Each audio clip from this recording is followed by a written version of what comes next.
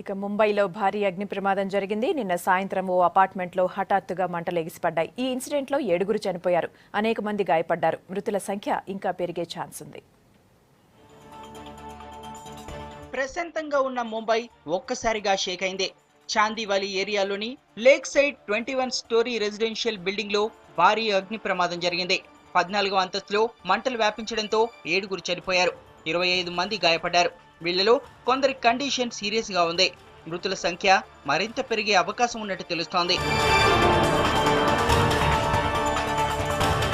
Fire safety అధికారులు 5 గంటల పాటు కష్టపడి మంటలు ఆర్పారు. 15 ఫైర్ ఇంజన్లతో ఇతర ఫ్లోర్లకు మంటలు వ్యాపించకుండా ప్రొటెక్ట్ చేశారు. బిల్డింగ్ లో ఉన్న వారందరినీ రెస్క్యూ చేశారు. మంటలు అంటుకున్న టైంలో కొందరు లిఫ్ట్ లో కిందకు రావడానికి ప్రయత్నించారు. అయితే పొగ దట్టంగా వ్యాపించడంతో లిఫ్ట్లలోనే ఇరుక్కుపోయారు. 3 వాటిల్లోనే చనిపోయారు.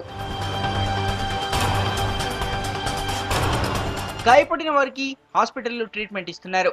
యాక్సిడెంటల్ డెత్ రిపోర్ట్ గా పోలీసులు కేసు రిజిస్టర్ చేశారు. ఇవాళ ఫైర్ డిపార్ట్మెంట్ యాక్సిడెంట్ పై ప్రిలిమినరీ రిపోర్ట్ ఇవ్వనుంది.